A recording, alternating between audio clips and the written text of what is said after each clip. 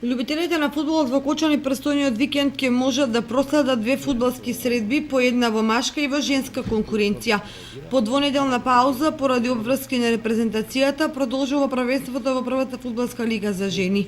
Во третото коло ЖФК Кочани игра пред своја публика против Речица. Во управата сметаат дека тоа е шанса да се прокнижат првите 3 бода во новото првенство, бидејќи кочанчанки во првото коло на свој терен загубија од Борец, а во второто беа слободни. Фудбалскиот клуб Осогова во недела игра против Брегалница Голак од Делчево и по сите непријатности и перипетија се надева на полн погодок. Здравствениот и дисциплинскиот билтен се поволни, па затоа во дуелот со Делчевци, кои лошо стартуваа во првенството, мора да се оди на победа, за да се фати приклучок кон горниот дел на табелата.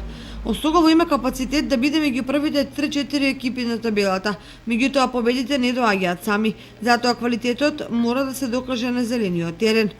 Слого 1934 од Виница во ова коло е слободна, поради публикувањето на баби уште пред почетокот на првенството.